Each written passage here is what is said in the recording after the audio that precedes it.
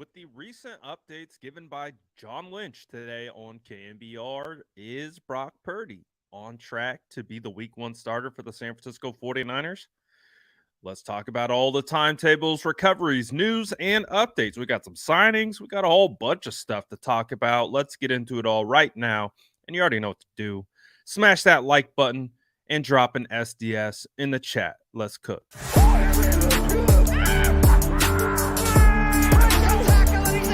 Smash that like button if you haven't already. Love to see it.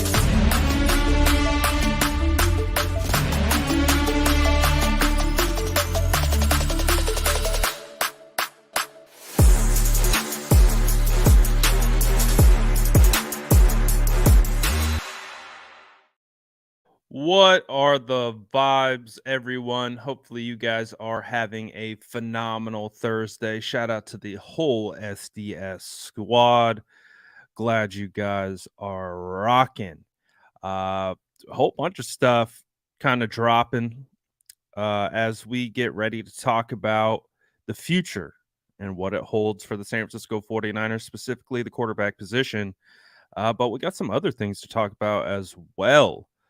Um, I don't know if you guys heard about this. You may not have, but Kyler Murray apparently almost got traded away from the Arizona Cardinals, um,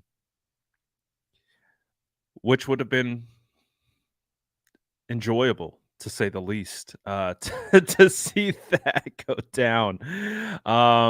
Apparently, the hangup was in the Falcons. I guess the Falcons wanted the Arizona Cardinals to eat a certain portion of that contract, and Cardinals weren't doing it.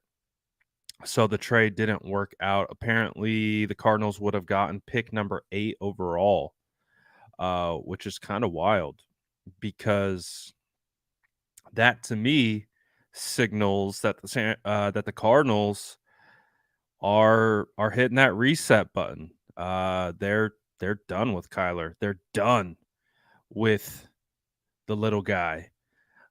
So that's pretty crazy circumstance that has kind of developed, but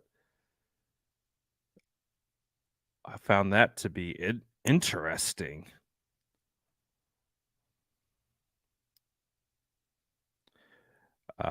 To trading Kyle. Sorry, I'm double tasking. Give me 1 second.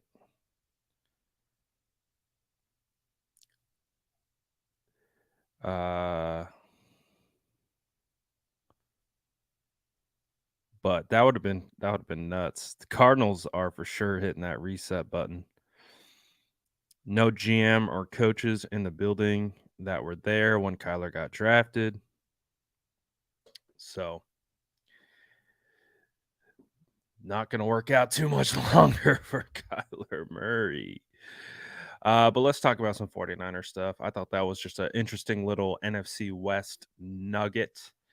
We got, oh, look at that. We got Maryland checking in. Shout out to the whole SDS squad.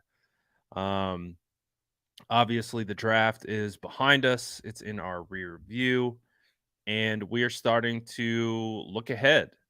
OTAs are going to be kicking up here. If like we already got San Francisco 49ers players on the field. So that's been cool to see. I'm sure you saw the photos drop of all the veterans back uh, in Santa Clara, back on the field. And it's just a reminder that training camp's going to be here before we know it. And we're going to get 49ers football back here really, really soon. So I'm definitely looking forward to that. We had some dates drop. Let me see if I can get my hands on those and we can discuss what the current kind of OTA schedule looks like moving forward for the San Francisco 49ers. Not gonna lie, it's kind of nice just kind of vibing. I'm kind of happy that the draft is over. OTAs start officially like the OTA practices. We have some phase one kind of going on right now, but the OTA offseason workout schedule May 22nd to the 23rd. We got May 25th, May 30th through the 31st, June 2nd, June 5th through the 6th, and June 8th. They have mandatory mini camp June 13th through the 15th. Rookie mini camp is May 12th through the 13th. So May is pretty much May and good portion of June. The San Francisco 49ers will be practicing and getting out there, doing all that type of stuff. Nothing too serious. Just trying to get through that period healthy. And then training camp is right around the corner. So definitely looking forward to that. Um, it's kind of related. The schedule release will be coming out. That's a big day. It's a big content day when we get the schedule released. So I'm definitely looking forward to that. So that will be happening this month as well. You already know that we will continue to find something to talk about because the San Francisco 49ers are a content machine. And speaking of content, there was a piece of content that a player had put out, basically saying, like, I had 1,100 yards on 88 catches, no minicamp invites, no undrafted free agent deal. He went viral for that piece of content, and that ultimately led him to the San Francisco 49ers. So this happened yesterday. So this clip from Isaiah Winstead, wide receiver out of East Carolina, went viral a couple days ago, and all that type of stuff. And for having pretty solid production, he had no combine invite, no Senior Bowl invite, no East West Shrine Bowl invite. I mean, just talk about being slept on. Isaiah Winstead completely slept on. He goes viral, and the San Francisco 49ers snatch him up.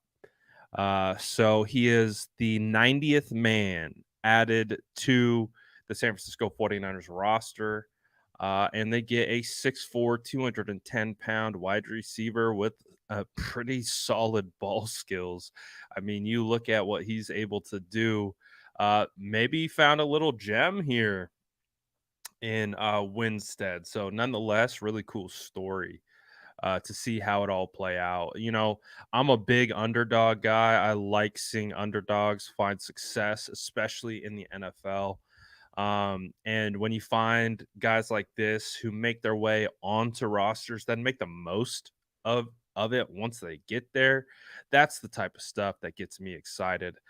Just as a fan of football, I care less if it's with the 49ers or any other team. I just like that stuff. I like when guys are slept on, they get their shot and ultimately turn into something special. I think of guys like Raheem Mostert, who bounced around the league, cut 6, 7 times, finds a home with the 49ers as a special teamer, and becomes running back one. Like I appreciate those types of stories because it's not how you start, right? It's how you finish. It's how you finish your journey. So that was a really cool story. So the San Francisco 49ers got a big bodied wide receiver to round out the 90-man roster. So that's pretty cool. Like to see that for sure. Not only did we sign the wide receiver, but we also signed a quarterback. The San Francisco 49ers signed veteran quarterback Brandon Allen yesterday. And I saw some people like freaking out about this a little bit. And when I say freaking out, I'm saying in the sense of like they saw the signing of the quarterback and they're like, "Oh, Trey Lance's days are numbered." And I'm just like, "What are we talking about?" Like, I don't know how long like I don't know how long I've been personally talking about how the San Francisco 49ers are going to like need another quarterback, potentially two quarterbacks, because that's how mini camps and OTAs and training camps work. You typically have four quarterbacks in camp, and the 49ers starting quarterback right now can't throw. And there's only two other quarterbacks on the roster, and Trey Lance and Sam Darnold prior to the signing. So it was funny. I saw people like, "Oh, Trey Lance is go. Oh, the writing's on the wall." Like, what are we talking about? Like, we've been waiting for this. Like, we've been waiting for the camp arm to be added, and they add journeyman veteran quarterback Brandon Allen. I think he's got like 9 starts under his belt. I mean, this guy is not challenging for a starting position or expected to provide any type of I mean, if the 49ers are out here and Brandon Allen is the San Francisco 49ers quarterback on the field, we're in trouble. So there's no I mean, and this is no disrespect to Brandon Allen either, but it's we can quantify and understand uh, what this signing is. This signing is he's a camp arm. Need camp arms. We were wondering if it was going to be by way of undrafted free agent quarterback. But you need a guy that can learn the system, be a part of, the offseason program, and then potentially transfer over to the practice squad where he can hang out as emergency quarterback all year. That's the hope. That's what you're looking for. So Brandon Allen could absolutely be that. But I thought it was kind of funny to see people like automatically trying to tie it to Trey Lance getting traded.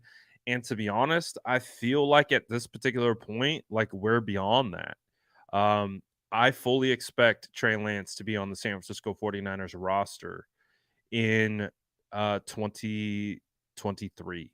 I don't expect him to be traded at this point. It would take some kind of, I don't know, catastrophic injury.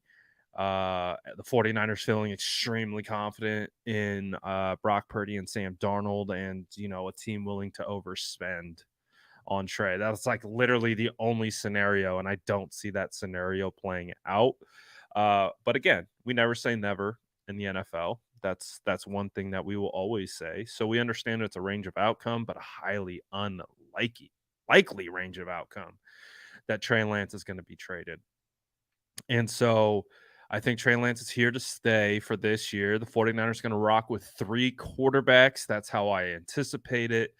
And they're going to have a camp battle. But it also does sound like, according to John Lynch, Brock Purdy is going to be a part of that camp battle as well.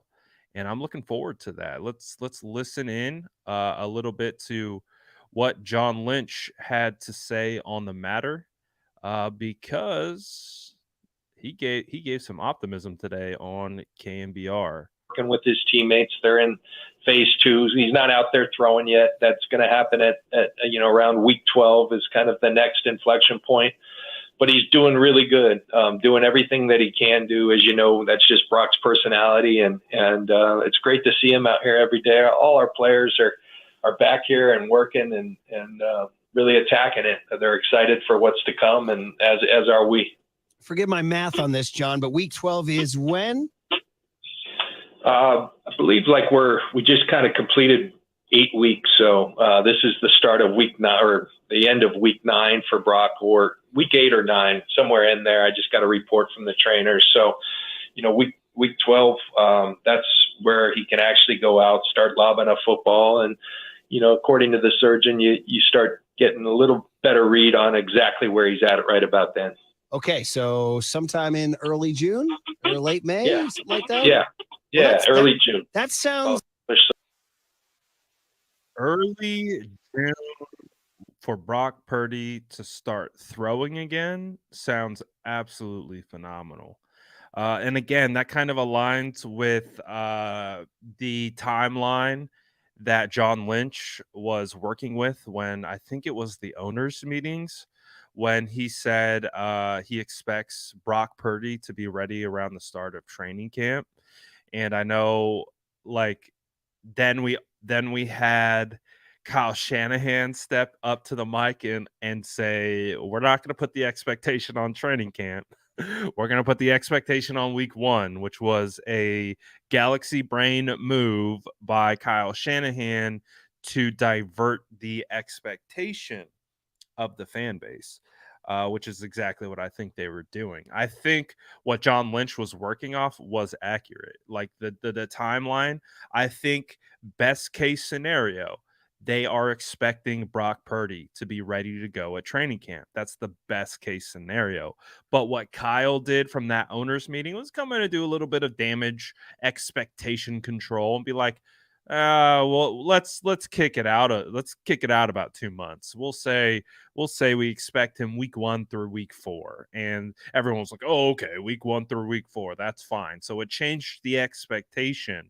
So now if Brock Purdy comes back week 1, or excuse me, at the beginning of training camp, everyone's going to be hyped off that. And it's going to kind of alter and shift the expectation a little bit, opposed to being disappointed if he wasn't ready at the start of training camp. So if Brock Purdy is throwing at the beginning of June, that's a good sign. Now, just because he's throwing at the beginning of June doesn't mean he's throwing at full speed and ready for on field drills or anything like that.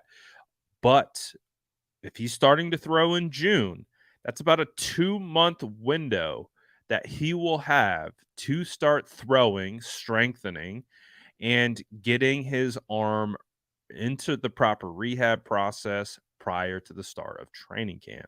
So there is, in my opinion, a a, a situation that exists where Brock Purdy is ready to go for training camp. So get your popcorn ready. I'm excited. I can't wait for training camp. I think it's going to be phenomenal. Um, so there is a chance Brock is ready for training camp. We're not going to say he's going to be there for at the start of training camp, but he has a shot. He has a shot at being ready for training camp, and that's all we can ask for at this current stage in time. So that's great news, and I think that's where we're headed. And if that's the case, or if we start to see if we see Brock Purdy preseason week 2, maybe we see him in a preseason week 2 game. Oh yeah, we're cooking. We're feeling good. Because Brock Purdy will be the starter, and we'll see who's backing him up at that point. But this franchise clearly is moving forward with Brock Purdy as quarterback. And as long as he's healthy and ready to go, that should translate into him winning football games. So excited. Excited about it. Excited to get some football. It's been a long off season of speculation. It's been a long off season of reading between the lines, trying to discern the tinfoil hat. I've never been so excited to put the tinfoil hat away. Normally, every off season comes around, I pull out the tinfoil hat with pride, and I'm just looking forward to kind of trying to understand all these crazy narratives that are always floating around. I mean, this year, I couldn't be more excited to put that thing away, and I plan on not pulling it out for a while. I want to keep the tinfoil hat in a drawer or something like that. But anyways, it does feel like Brock Purdy will be the San Francisco 49ers quarterback moving forward. Shout out to John Lynch for going on KMBR earlier today, kind of giving us an update on that. Also, John Lynch did have an interesting nugget about Jake Moody. So obviously, Jake Moody being selected at pick 99 has been met with a bunch of different reactions from the fan base, and rightfully so. It's a kicker taken at pick 99. It's only happened 5 other times in the NFL, so it's a bit of an unprecedented move, and it's been a while. It's been a long time that a kicker's been taken that high. So of course, it's going to be met with all different kinds of thoughts and feelings and emotions, because there is a belief amongst a lot of people that you can find starting kickers late to undrafted. So, uh, but it does sound like according to John Lynch and teams that he's spoken to, they were trying to trade in front of him. Teams are trying to get in front of him and take Moody. Uh, and as we know, the Patriots are right there behind him, taking a kicker. They took Chad the Goat right behind him. So, uh, justifying the pick again a little bit more in the value, and that other teams valued, Jake Moody at pick 3. Now that the draft has come and gone, I'm okay with it.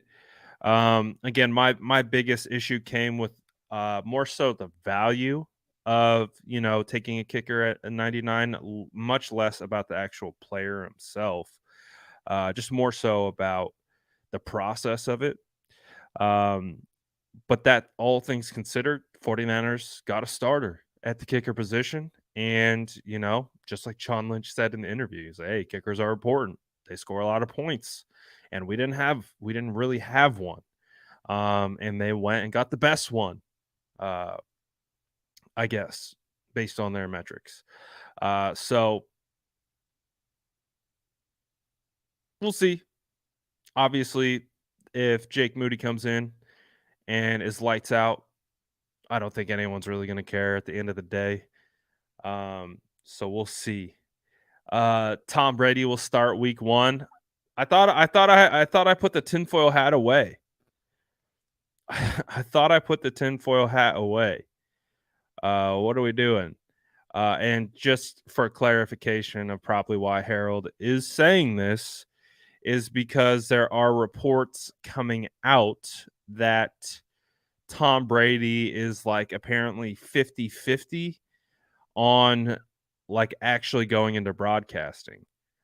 Um so there's now some speculation, right, that uh-oh,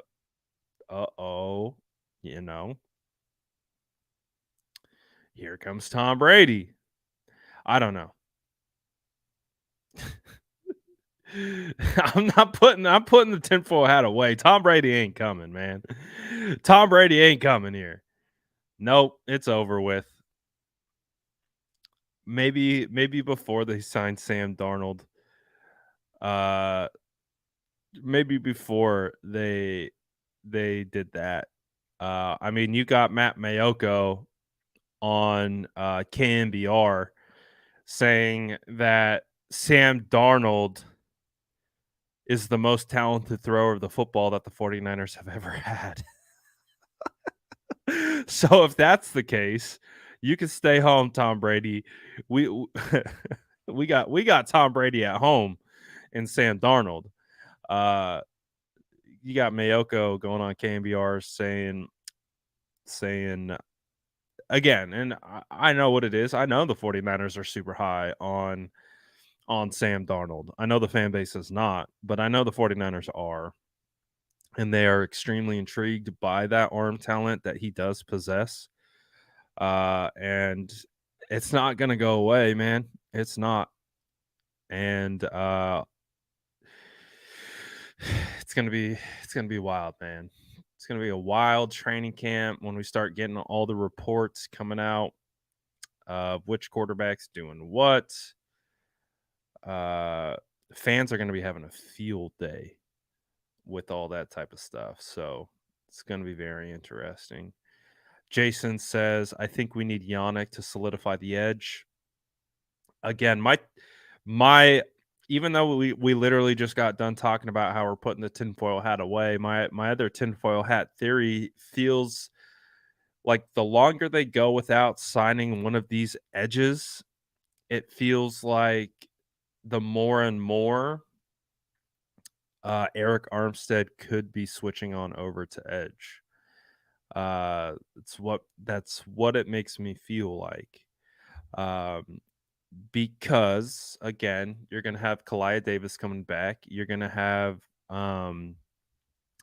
they brought T.Y. McGill back. They brought back what's his name? Penn State kid. Jeez. Kevin Givens. There we go. Um they got Javon Hargrave. Javon Kinlaw is supposedly healthy and ready to go. So if you've got Kinlaw, you got Givens, you've got Kalia, you've got T.Y. McGill and Javon Hargrave to play interior D line. Well, maybe they are like, hey, we got Eric Armstead. Let's lean him out. Let's have him drop about 15 pounds and just lean out and focus more on speed and put him out on the edge. Could happen. Could happen. I'm not letting it go. I'm not letting it go. So we'll see in training camp. But I do think there is a world that exists where Eric Armstead plays more edge this year than he has in recent years. So that will be a fascinating thing to track. Uh, if my hunch ultimately comes correct. But I don't know if you saw those photos of Drake Jackson. Drake Jackson's looking bigger. He's looking thicker. He's looking like he's ready to go. Um, so I know off season we focus about who we can add to the team, but it's like, man, we got some guys on the team right now that could definitely take some big steps forward for the San Francisco 49ers. So definitely looking forward to that. Trying to see about this O line. I think the O line's going to be fine, to be honest. I mean, Colton McKivitz, I think, can provide a very similar level of play that of Mike McGlinchey. Um, I think they're about the same in pass protection. Um, and Colton McKivitz is a good run blocker as well. So I think the 49ers kind of view it as, a bit of a slight downgrade, but not a crazy downgrade. Because I think if we remember and you go back to the 2021 season when McGlinchey went down, the 49ers were pretty solid with not Colton, but um Tom Compton. So Tom Compton was like one of the top run blockers over that time period, according to PFF. So I think with the style of play that the San Francisco 49ers run, I think it's important to understand that Kyle Shanahan schemes and helps his O line when it comes to pass blocking situations. Like that's why they're a run first team, because when you get into that rhythm of teams selling out to stop the run, you can easily execute play action and you start to use the defensive keys against them, and that helps your offensive line quite a bit. I've seen it before. They will slide protection one ways. They will chip, provide help, things like that. And when you got a guy like Brock Purdy, the whole name of the game is going to be getting the ball out fast. So if there ever are drop back passing situations, they're not predicated on just holding the ball and having 5 to 7 step drops. They will have those, but that's not the basis in which the offense is trying to execute from. They are more going to try to get the ball out quickly. Screen game was huge last year. Um, More gap scheme. It'll be interesting to see if we get a little bit more zone. uh, from these guys, but ultimately Kyle knows how to protect these guys. He's not the only times where you see some disadvantages is when these guys are put on an island and they got to go get 7 to 8 yards on third down, and it's a pure pass rushing down, and the defense knows it and they send the house. And if it's up to the 49ers, they don't find themselves in those situations. But again, I feel I feel pretty good confident about the 49ers O-line. Again, Spencer Burford going into year 2. You're gonna get basically it's year 3, but it's gonna be Aaron Banks' second full year as a starter. It's gonna be Jake Brendel's second full year as a starter. So the thought process is that your interior O-line is going to improve and get better um, quite a bit. So um I think the interior offensive line is going to improve. I think there's an ability for them to take a step forward, and I don't think Colton McKivitz is a bad quality offensive lineman either. What's good, Justin? Appreciate the super chat. He says, just curious if you've watched any more Spencer Wayji. His 10-yard split wasn't too far off of Cansey's. I saw that. And he had a lot of production at NDSU. Think he could possibly crack the roster. I do like he isn't a guy that I've done like any study on because I don't have any NDSU tape, but kind of just in the clips that I've seen of him. Um, we've talked about this before, right?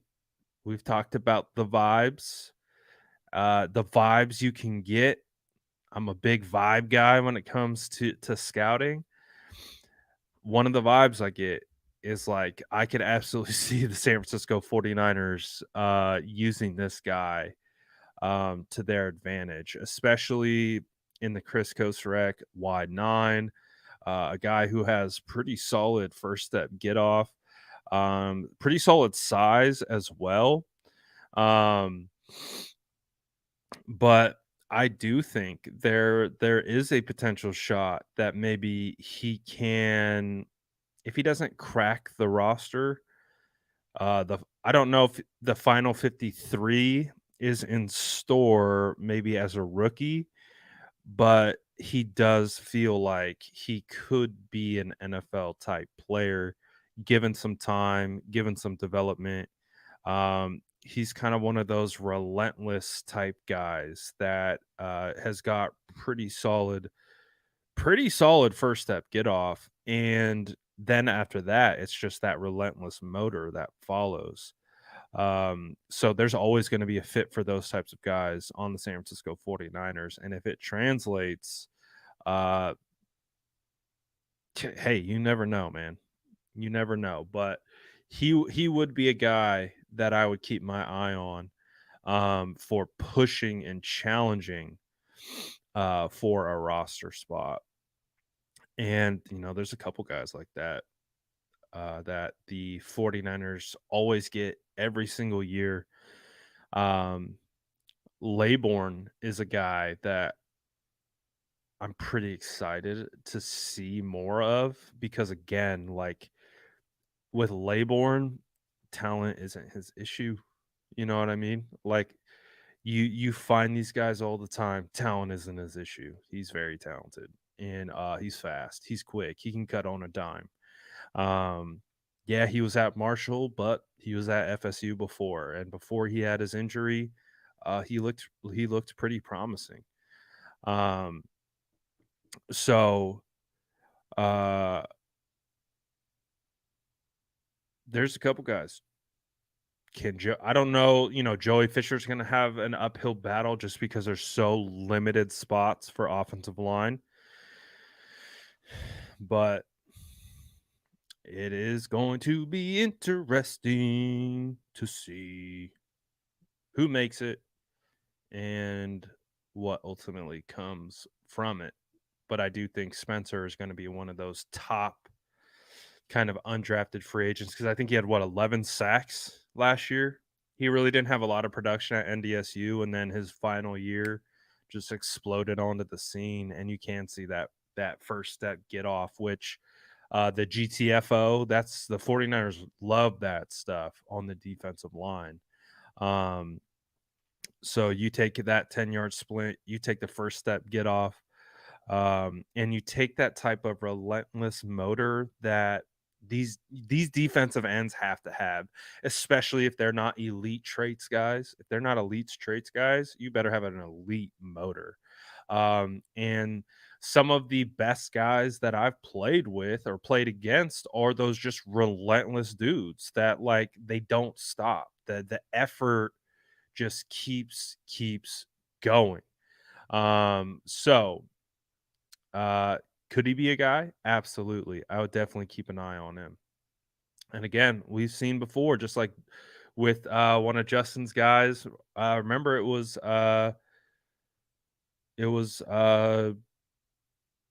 man. Why am I forgetting everyone's name today? Oh, Jordan. Why am I blanking on his name? The running back. You know who I'm talking about. Oh, can you tell that I'm ready for summer?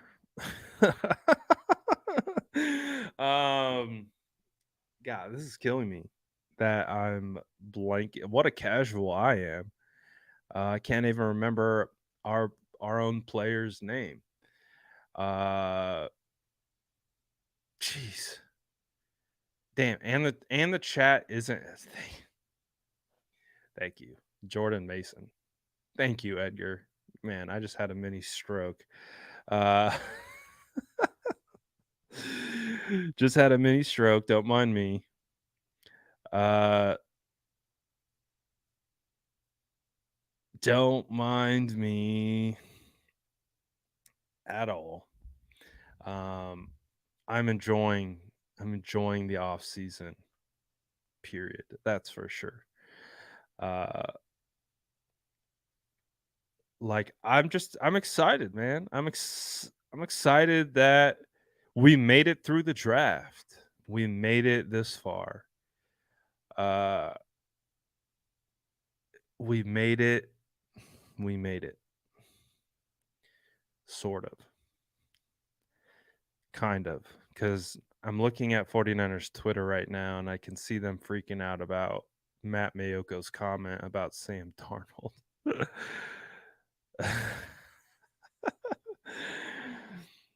See, the thing that's crazy about the whole Sam Darnold thing is that he really does have a good arm.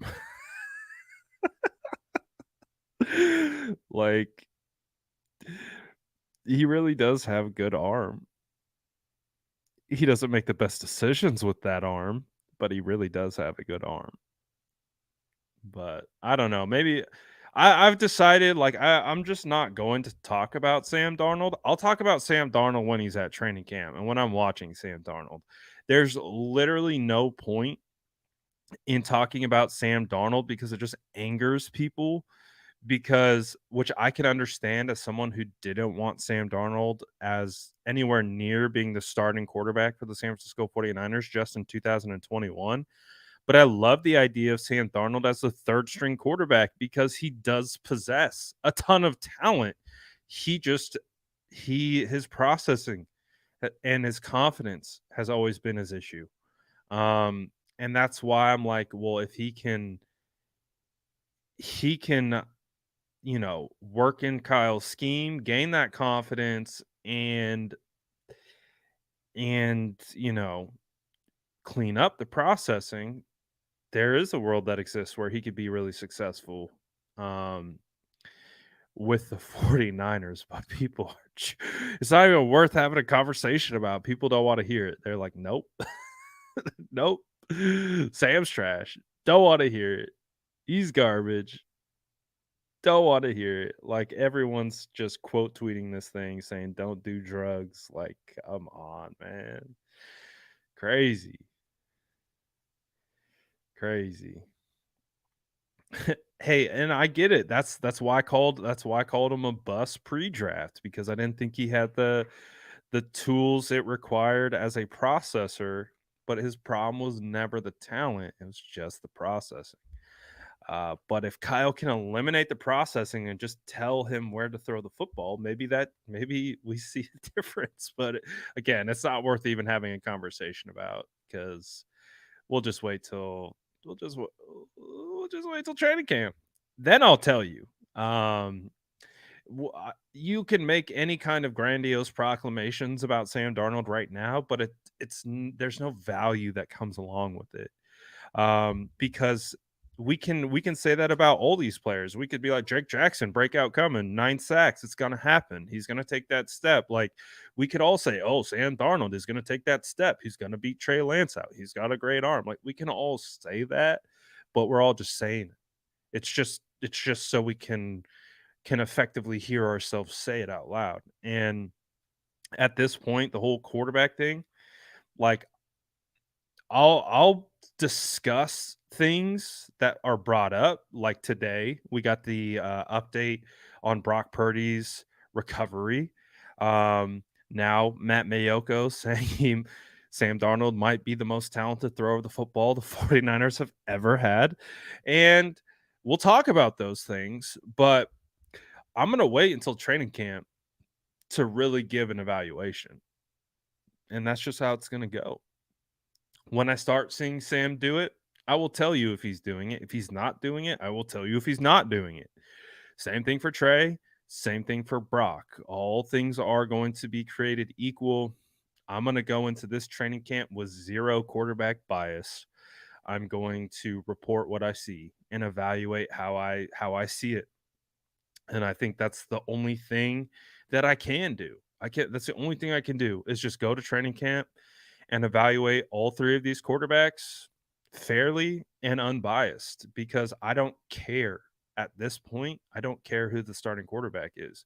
What I care is who is going to put the 49ers in the best chance to be successful. And that's what I'm going to report on. I'm not going to report on anything else. Like it's really not worth it to try to push a narrative, to push anything. Like we're just gonna call it how we see it, which is what we do anyways. But um, it's been a wild ride, that's for sure.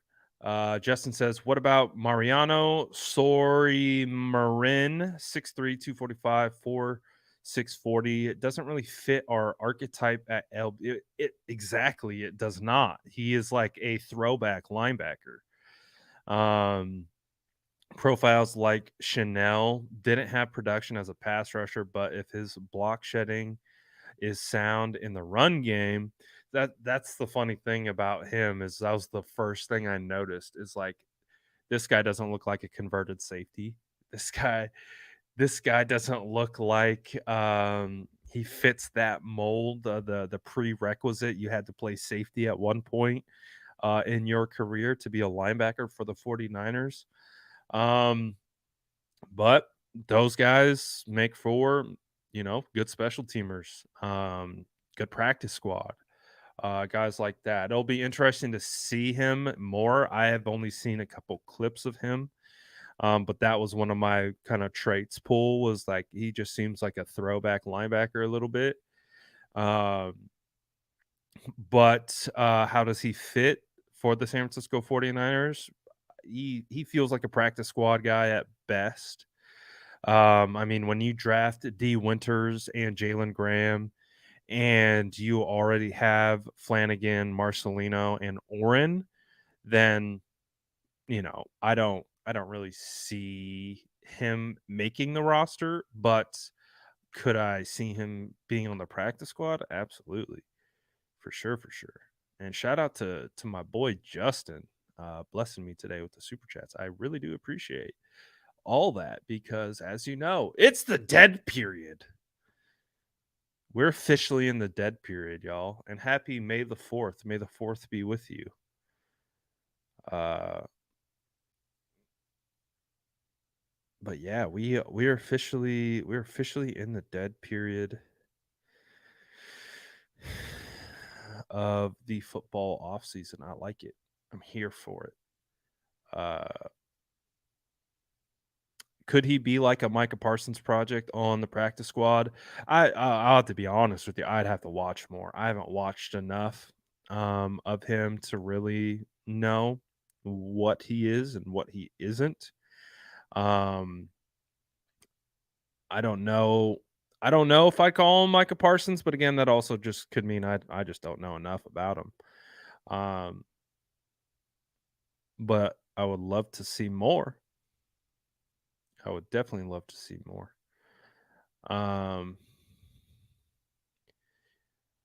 let's see if you guys got any questions, comments. Feel free to shoot them. This is your time to run the lives and steer us in a direction that we want to go, or maybe a direction we don't want to go. Just kind of like what's going on with Twitter right now. It's funny. I'm just now seeing it. I somehow didn't see any of this before I got on. Uh, but I'm seeing it all now. Nothing like just level-headed response to all of it.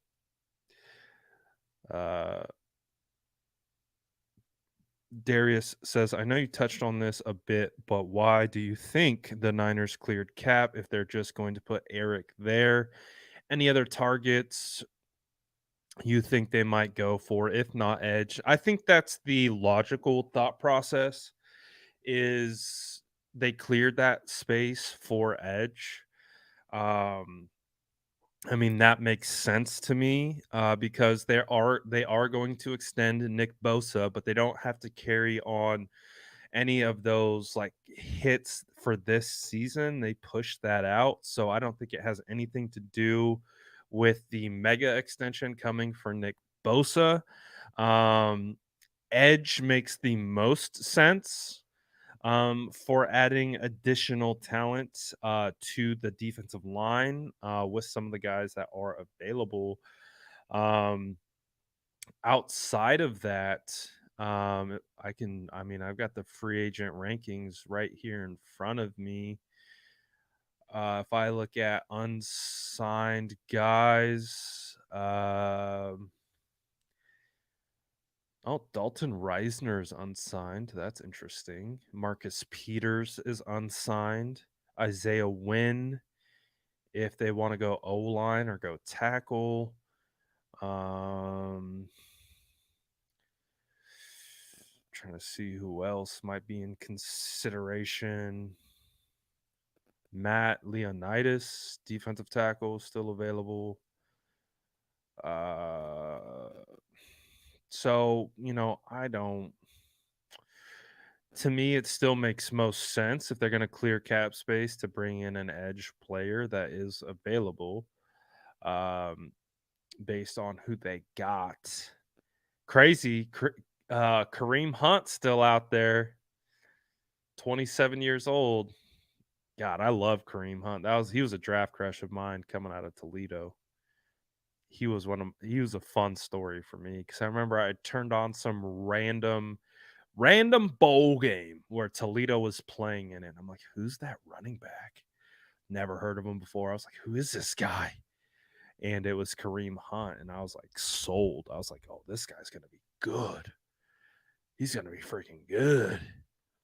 He was until he kicked some lady. I think he kicked a lady or something like that. Just knucklehead behavior.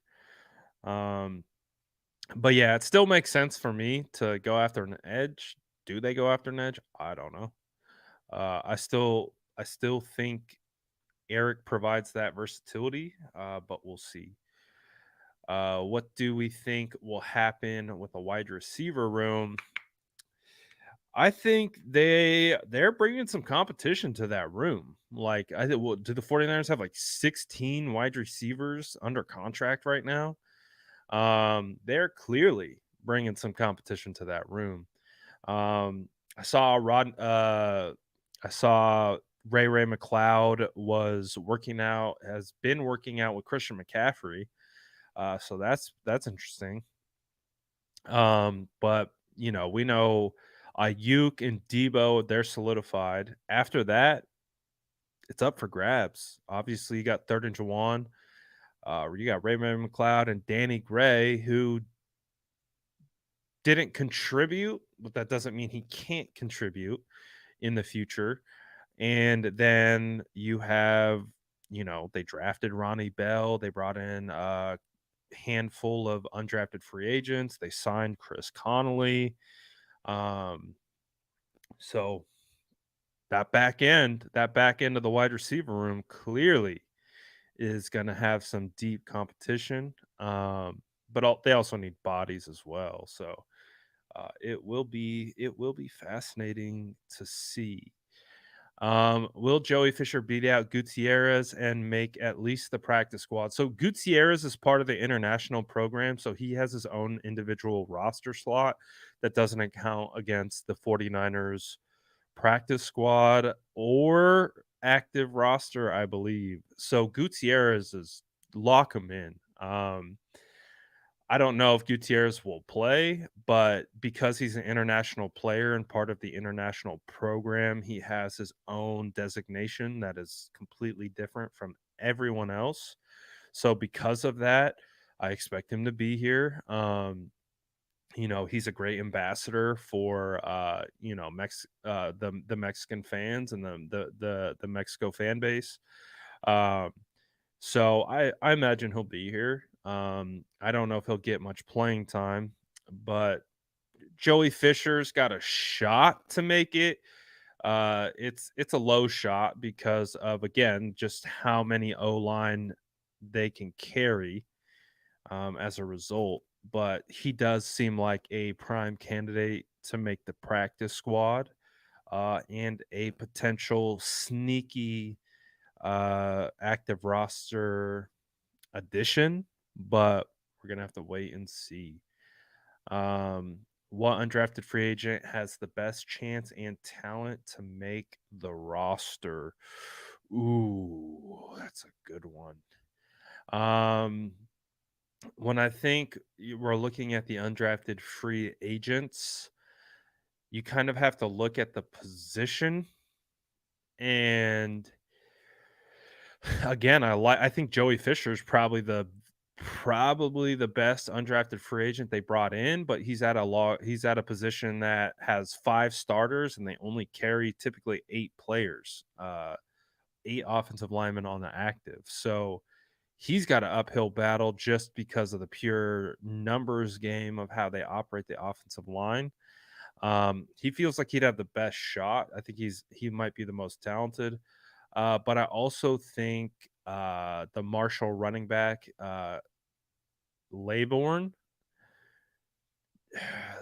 if he can push TDP, if he can push on TDP, maybe TDP becomes Trey Sermon 2.0. I don't know. Because Laybourne feels like he could provide special teams value.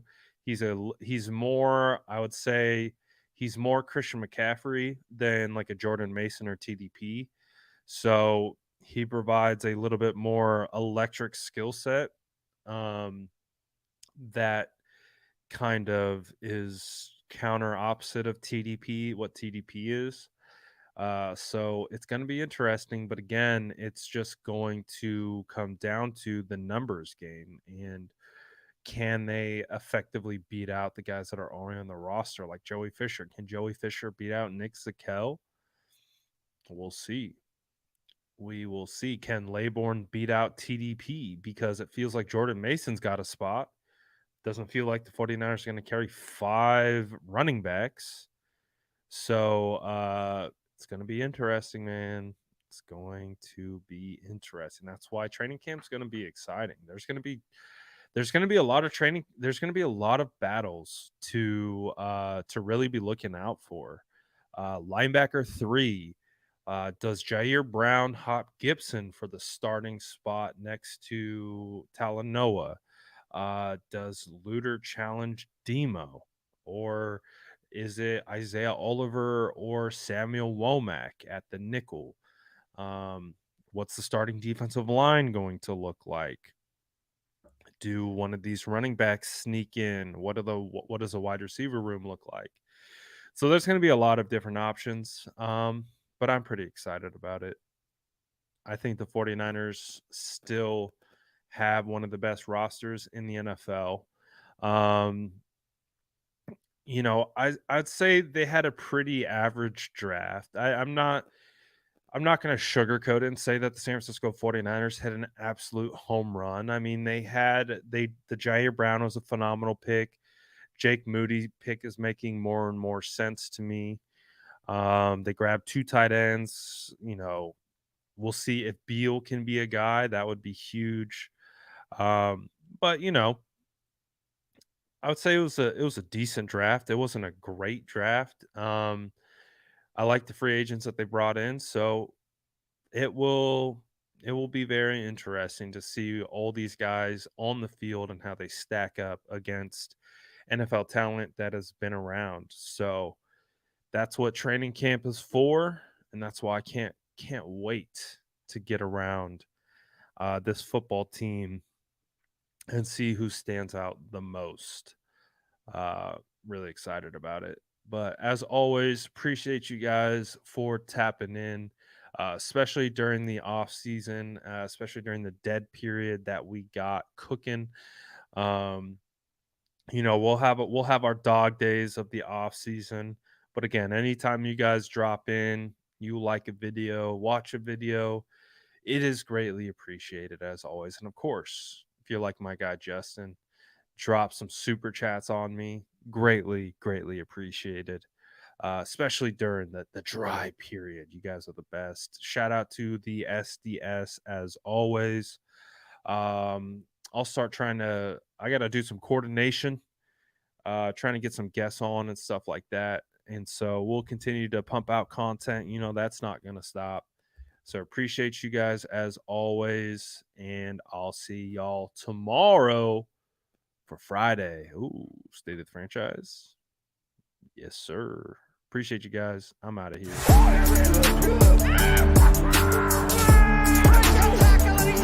Smash that like button if you haven't already. Love to see it.